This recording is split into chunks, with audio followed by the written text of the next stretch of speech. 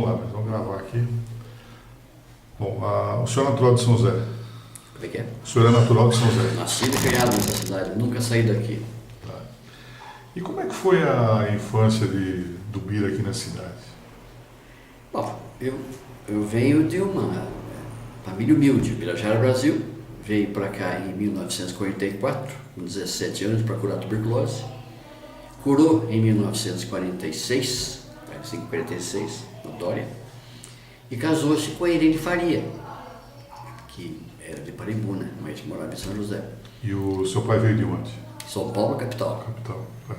Meu pai é nascido nos Campos Elíseos, São Paulo. Hoje não é um bairro bom, mas na época era o palácio do governador do estado.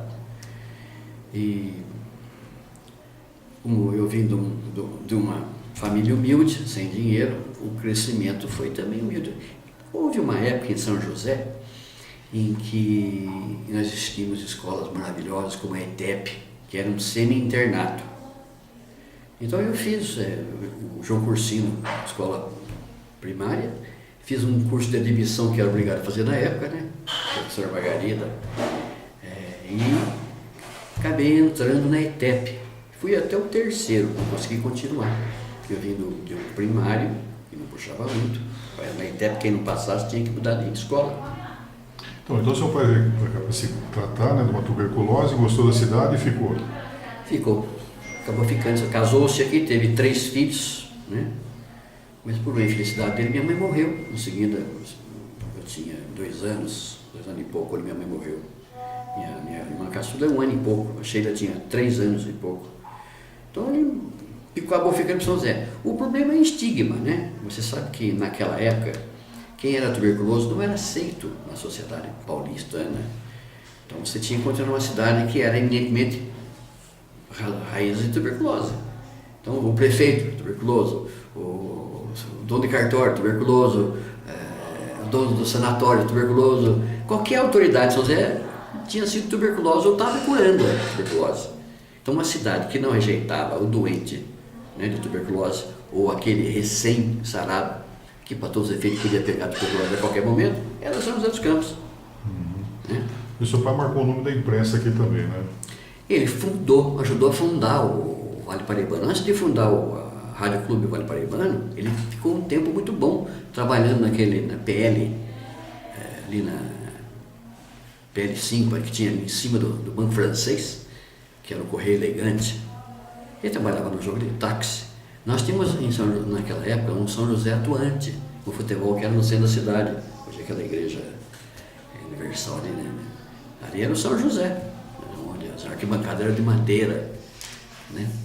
Mas nós tínhamos um futebol atuante. Meu pai veio da Rádio Bandeirantes com locução esportiva, né? Fiore Gilhote, esse pessoal, e trouxe uma escolinha para cá, começou a formar um punhado de alunos em São José. Quem se imaginar que trabalha com locução, talvez não você, mas Antônio Leite passou pelo meu pai, Aurélio de Barros, aquele professor Roberto Simões, um moço que lançou-se na radiação esportiva, mas aprendeu com meu pai. Teve muitos outros que foram embora aqui para outras rádios, mas passaram pelo meu pai, escolinha da Bandeirantes, Fiore Gilhote. Bom, e na sua infância aqui, quais eram os seus amigos naquela época? Quais eram os sonhos que o Bira tinha? Olha, a gente é criança, tem muitos sonhos, né? Eu cheguei a jogar bola, hoje eu não sei jogar bola, eu capaz de morrer, mas eu joguei bola com o Nelson, irmão do Bento, todo aquele pessoal da Avenida São João aqui, que tinha o Bentinho, comendador Bento Filho. Ele era muito conhecido, era um líder aqui na região. Tinha carros modernos, né? Basta que ele tem um hotel, foi de primeira grandeza. Hoje acho que não está muito bom o hotel, mas ainda tem um hotel bom ali, o Bentinho. O irmão dele, Nelson, Orlando Bento, era um cantor maravilhoso. Meu pai lançou grandes artistas em São José, pelo programa que ele tinha, o Clube Mirim e o Clube dos Maiorais. Célia Veneziane, grande cantora, e muitos outros passaram por ali. Mas eu tive aqui amigos de infância, o Eli, a gente fala Elias, mas é Eli, do Alibe, né, que é dono do Espetinho São José, um grande comerciante, um grande joseense, nascido no Líbano. Né? Eu tive o Zé Rieira, grande amigo, o pai era funcionário de engenheiro de carreira, nesse aeroporto. O professor Renato Barreto Ramos, que era da Eletropaulo, né, Light antigamente, tudo aqui dessa rua São João. Então nós tínhamos lá a família Bento, ela tinha em 2 lugares, no meio da Ilha São João, que não ia até lá ao seminário, ela morria aqui no Vicentina Aranha.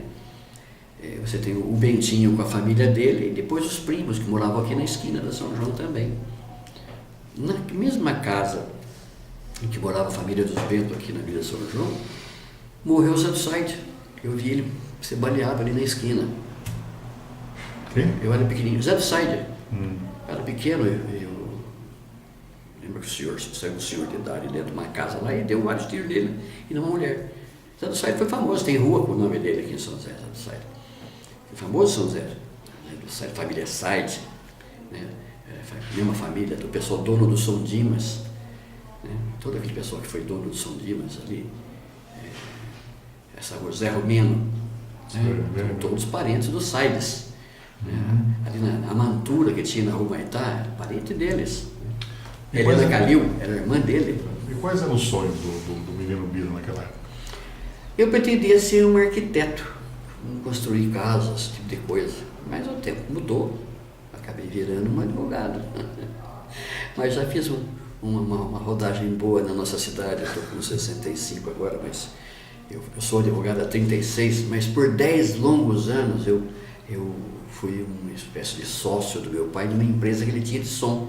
Ele sonorizava a cidade, fazia publicidade. Depois que ele saiu da Rádio Clube, ele aposentou-se da Rádio Clube do Vale Paraibano.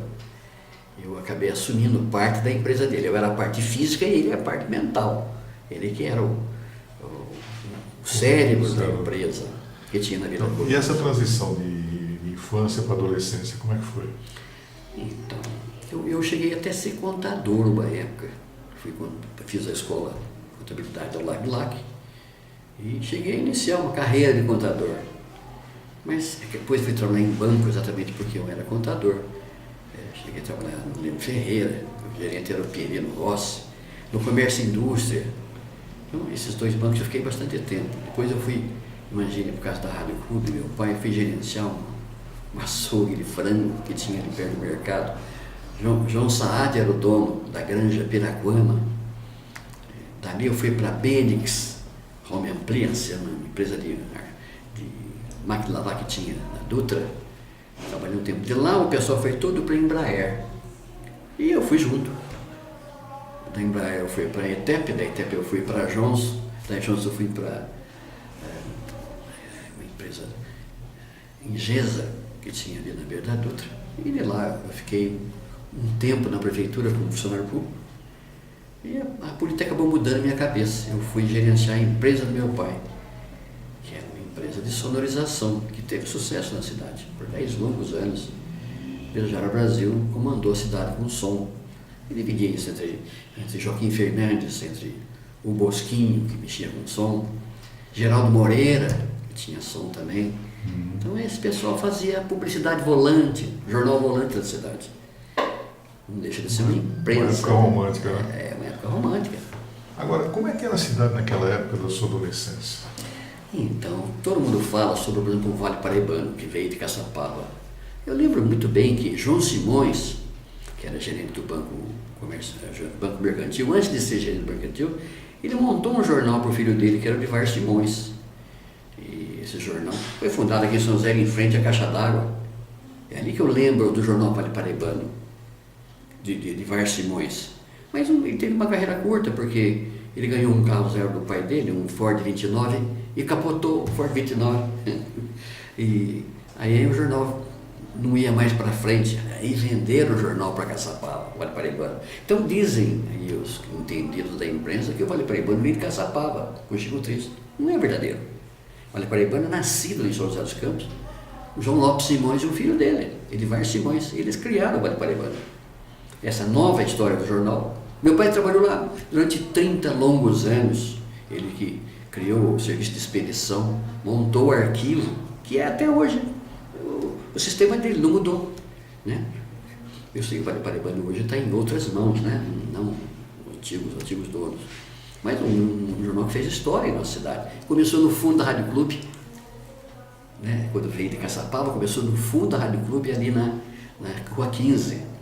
O jornal, a rádio era na Rua 15, e o fundo do jornal que saía na Praça da Preguiça, tinha o jornal Vale Paraibano. Era linotipo. Você tinha que fazer com chumbo, escrever com chumbo, né? E fazer o jornal, que era impresso em aquelas máquinas antigas, depois que viraram as rotativas, né? Lotipia. Bom, mas e a cidade, como é que era naquela época? Olha, São José você podia dormir sossegado com as janelas abertas, eram casas antigas, construídas na rua, na frente. O que tinha para se fazer em São José era um footing na Rua 15, onde os homens ficavam na beira das calçadas e as mulheres faziam um footing no meio da rua. Não se misturava, 2 cordões. Aí o som de Ubirajara Brasília. Lá em cima tinha o correio elegante, né? O fulano mandava um recado para aquela mulher que estava de roupa daquela cor, quer dizer, era um correio elegante, a moda de uma cidade provinciana.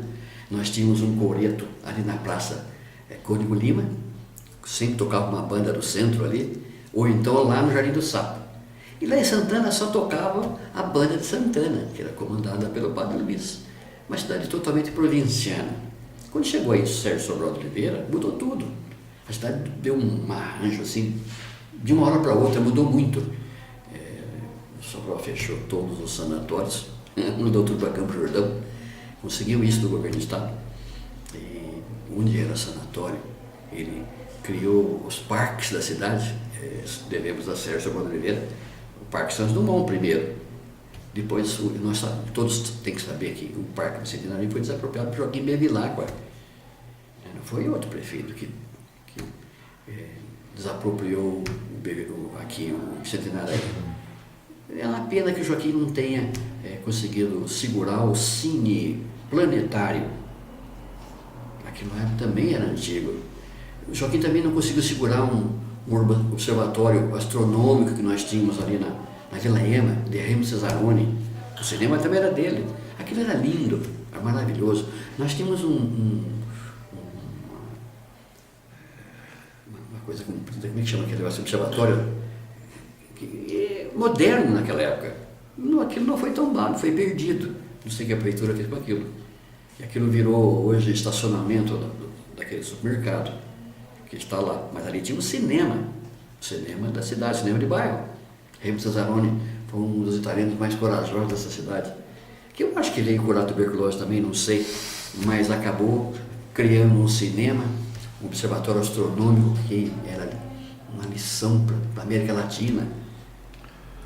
Agora, o que deu naquele bancário de ir para o caminho do direito? Pois é, eu ainda fiz outras coisas antes de ir para o direito. É aquilo que você, antigamente não tinha uma escola de aptidão, né? Antes de tentar uma faculdade de arquitetura, que não era reconhecida em São José na minha época, eu fui tentar ciências sociais, filosofia, e não era o que eu queria. Aí eu fiz um ano de direito, depois de fazer todas essas faculdades, apesar de ter feito contabilidade.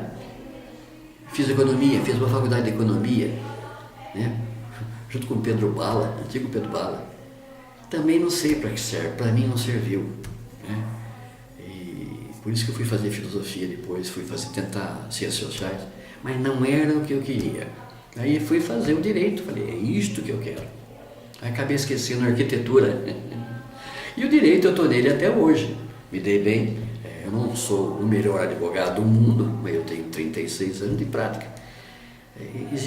A advocacia é muito ampla, né? Você pode se especializar em muitas áreas e pode se especializar em vários graus. Nós temos o primeiro grau em São José, por exemplo, temos o segundo, que é o Tribunal de Justiça, e o terceiro em Brasília. Nós temos advogados aqui especializados.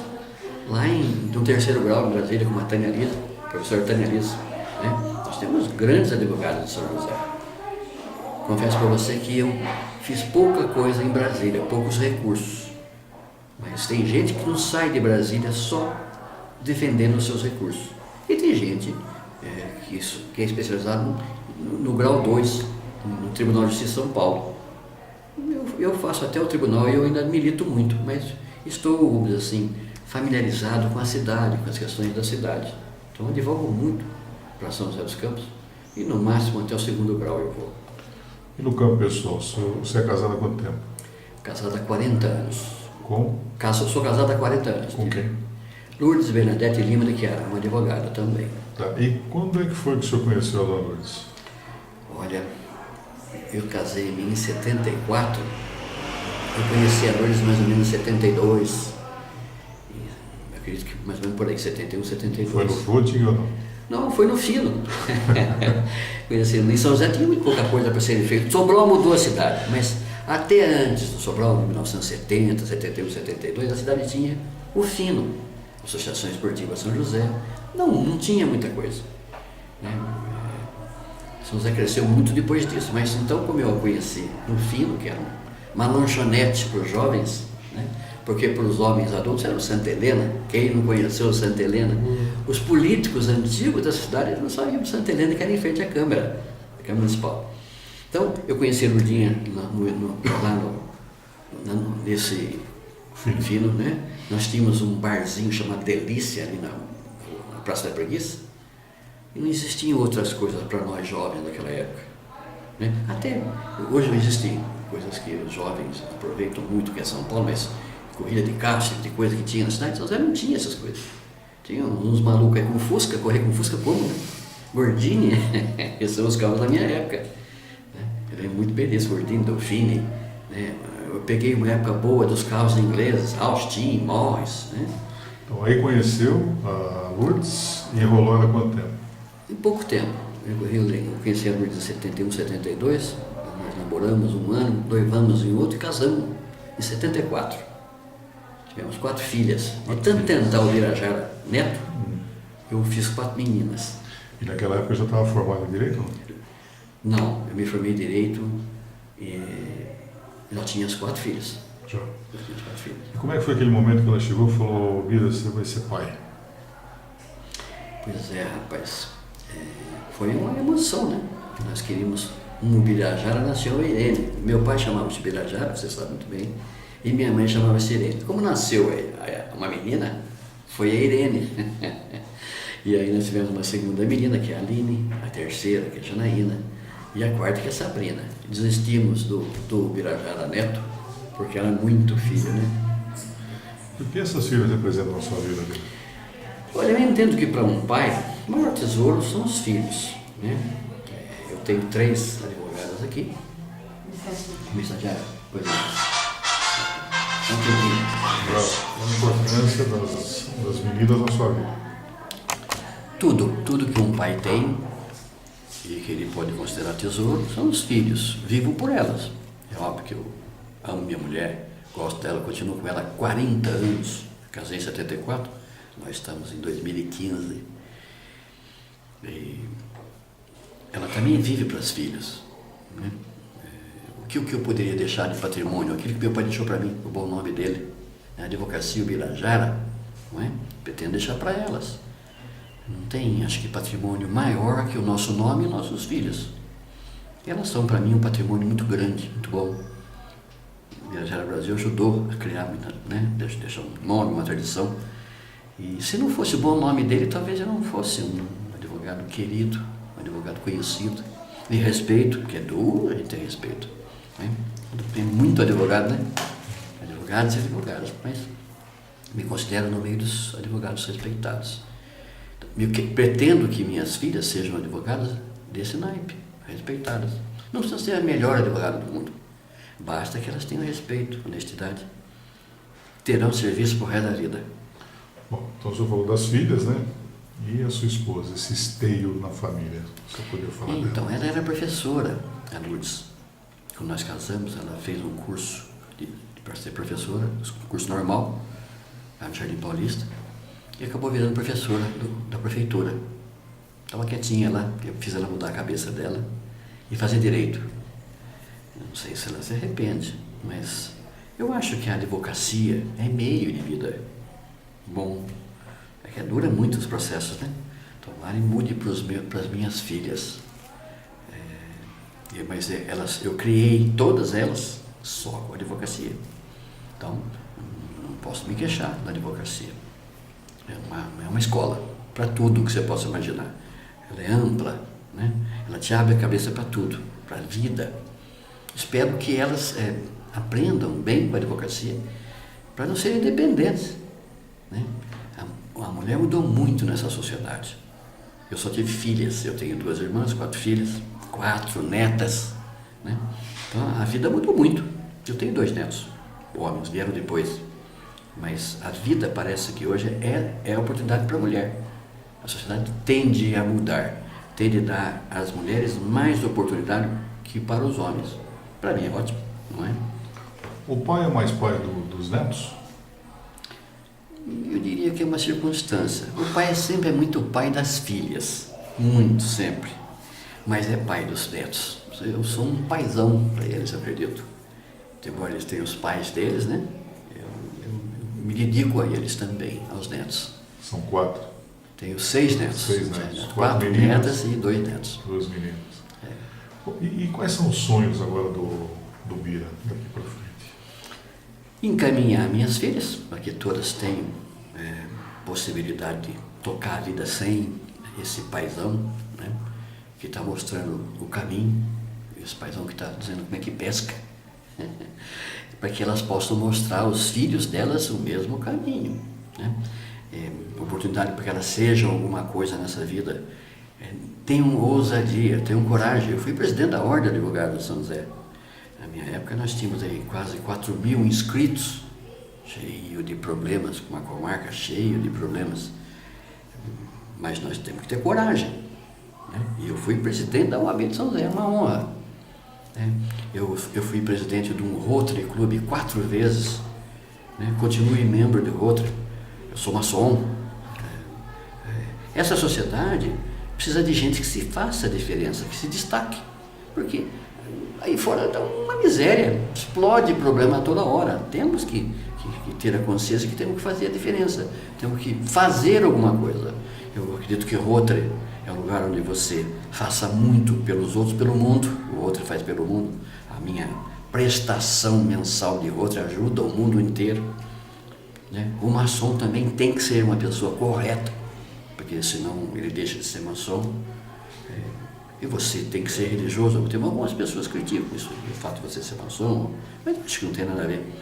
As pessoas souberam o que a maçonaria é uma coisa muito boa, é uma escola filosófica, né? Ela não ensina para você o que é certo e o que é errado, porque você já aprende o que é isso, mas te destaca, te ensina a filosofia de vida espiritual. Isso é muito importante, né? É isso que minhas filhas têm que aprender, a fazer a diferença numa sociedade tão difícil de viver. Você, obviamente, sabe que ser jornalista não é fácil, embora existam muitos. Mas você tem feito a diferença, Zé. Você tem escrito a memória dessa terra. Meu pai adorava isso aqui. Eu sou nascido e criado, tenho que gostar daqui. Sou bairrista. Mas eu admiro quem escreva a nossa história. Você é um, plenamente. Você tem aí seus livros, seus guias, que a gente tem que aprender que escrever não é fácil, vai ficar para todo mundo ler no futuro. Agora, se tivesse que mudar o rumo da história, o senhor mudaria, olhando lá para trás na arquitetura, ou seguiria os mesmos caminhos? Eu não tenho me arrepender nada. O que fiz por meu gosto. Meu pai nunca me impediu de desistir daquilo que eu comecei. E cheguei onde cheguei graças a minha...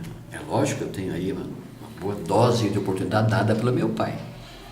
Mas... e pelos meus amigos, né? Você é criado nessa cidade aqui, você tem que ser criado pelos amigos. E não me arrependo não, faria tudo de novo a mesma coisa, casaria de novo com a mesma mulher e teria os mesmos filhos. Eles terão que ter a mesma oportunidade que tive. Eu tive grandes oportunidades na minha vida e alguns eu deixei de lado, outros eu aproveitei. Aqui eu pude aproveitar e me sair bem. Então, São José é uma cidade de oportunidades. Digo o que disserem. São José deu ao meu pai a oportunidade de ver, de criar filhos, de ser o Birajara Brasil. Não foi pouco, não. Ele tem o nome de uma escola. Que coisa melhor que isso? Então, no caso, o Birajara tem orgulho do pai e tem orgulho também de ser um advogado. Sim, eu tenho orgulho de ser o Birajara, pai de 4 filhas, esposo de uma advogada, ser advogado titular do meu escritório. Tem as filhas aí, tem mais gente que não é filho, mas que faz parte do meu escritório. E um scratch jurídico. Não é um scratch de rádio, mas é um scratch jurídico. Tenho orgulho, sim. E garanto para você que se meu pai estivesse vivo, ele gostaria muito disso. Porque ele queria que eu fizesse a diferença, como minhas irmãs fizeram. Né? Bom, agora um ping-pong rápido. Sua religião qual que é? Católica. Clube do coração. Palmeiras. Palmeiras. Tem algum hobby? Olha, eu sou rotariano. Né? Eu gosto muito de Rotary, que ele faz um bem enorme para o nosso eu maior, né? Nosso íntimo. O Rotary faz muito pelos outros. O hobby é ser rotariano. Para fazer alguma coisa pelo Pelo semelhante. semelhante. Você tem algum ídolo, Bira? Eu tenho muitos ídolos. Por exemplo? Olha, eu aprecio alguns advogados famosos, mas ídolo mesmo. Eu aprecio um Ricardo Boechat da vida, né? Um que tem coragem de falar o que ele pensa. Né? Alguns criticam o Boris Casoy, aprecio. Né? Eu sou de uma época que apreciava o Trabuco. Né? O Leite tem um valor enorme para essa cidade, Antônio Leite. Alguns políticos criticam ele muito, mas ele deu as cartas em São José dos Campos. Você queria ser arquiteto, não um jornalista. Olha, eu aprecio o jornalista porque ele busca a verdade. Esses que buscam a verdade, né, faz parte da maçonaria, você desvendar a verdade. Esses são para mim um caminho. Né? O jornalista em si é aquele que desvenda, né? Busca. O que seria desse país se não fosse os jornalistas que o Lula tanto critica? Como é que nós íamos descobrir essas falcatruas da Petrobras? Por que eu teria ídolo num advogado? Tem que ter fé no jornalismo, porque ele vai levar esse país a um lugar certo. Né? Não importa quem seja o político, ele vai mostrar que este é o ruim e este é o bom. E nós vamos votar certo. Nós sempre votamos errado, não é?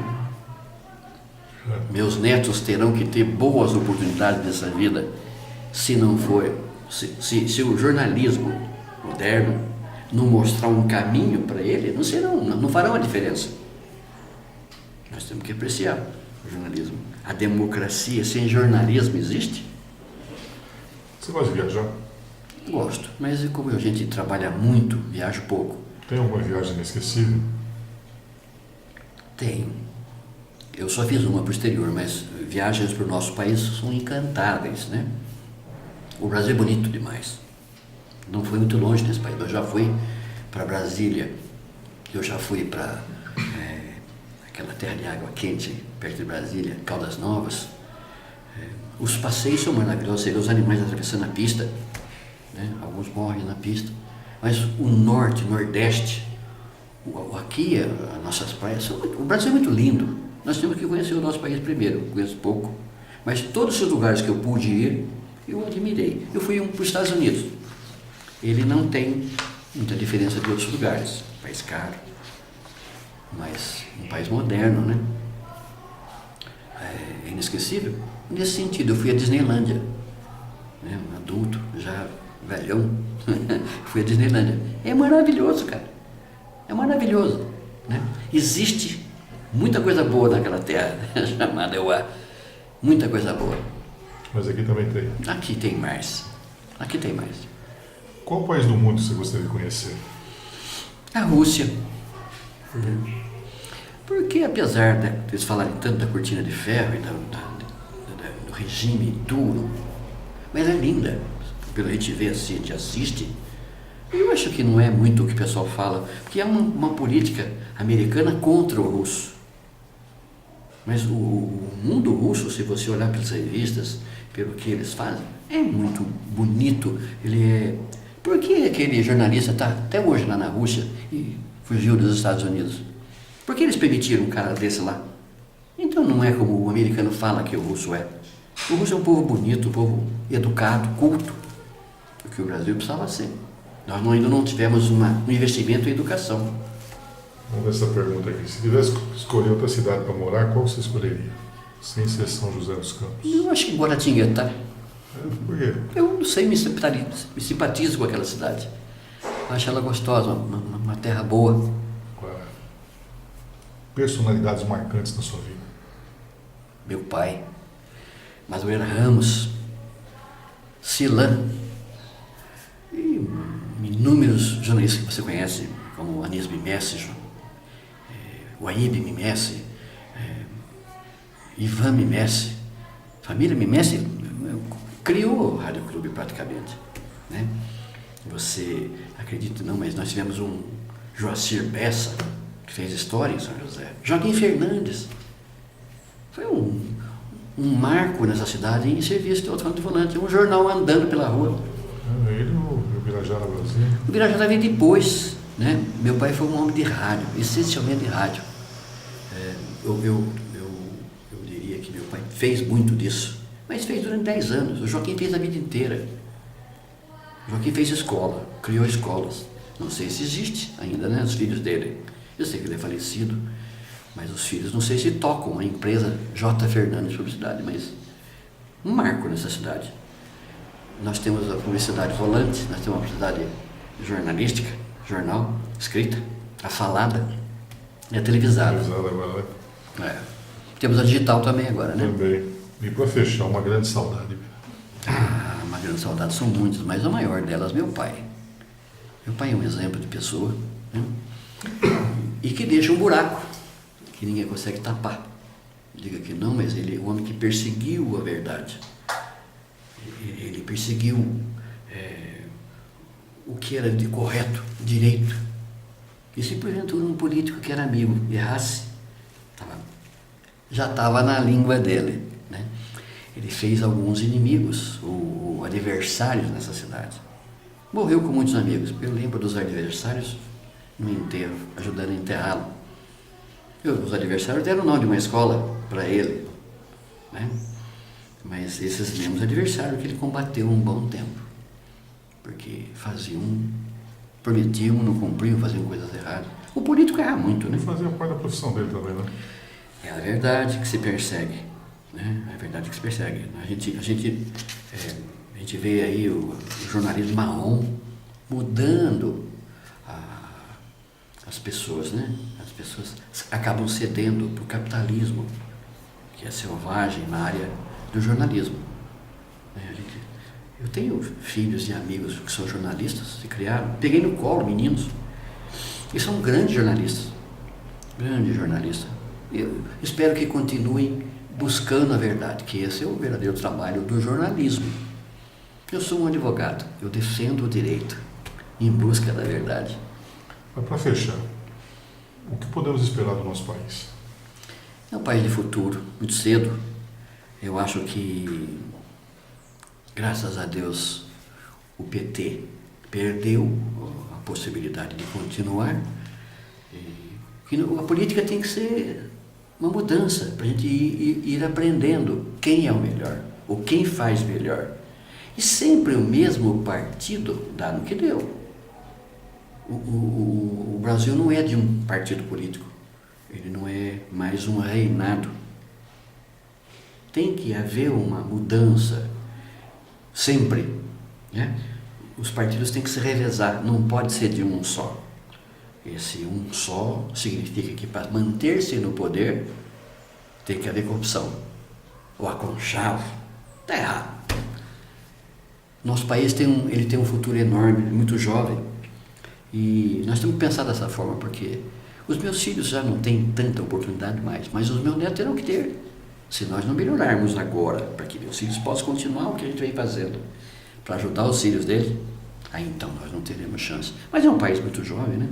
Teremos chance sim, se nós continuarmos a tendo jornalista como vocês.